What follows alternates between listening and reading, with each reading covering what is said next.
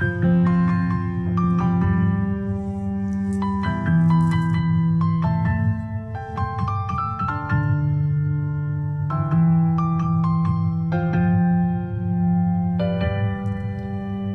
來法語問你是我的家屬吧，原來我已自那白浪之巔墮下，明明分開，為何打這號碼？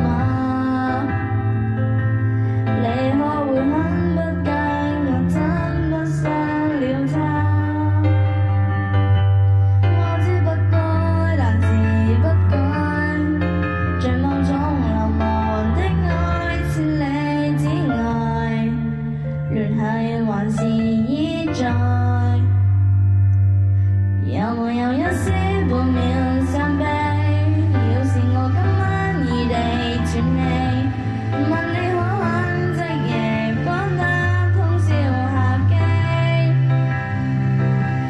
有沒有一絲半秒歡喜？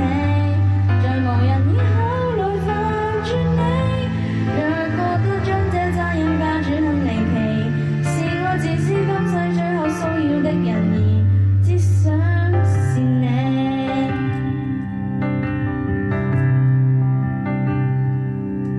誰聯絡你，讓我在無冰川遠難？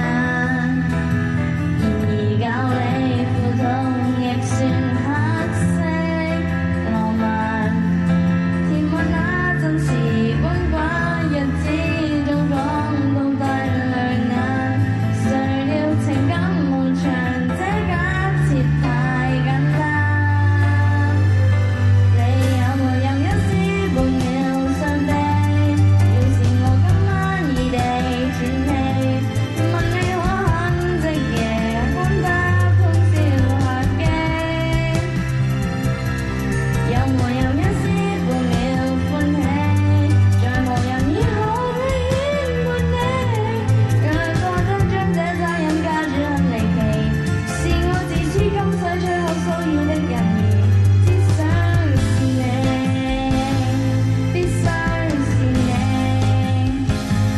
很傷的演技，即使淡淡微微，就算在生亦被嫌棄，都想藉遺言說好想你，可惜罪名未夠運氣。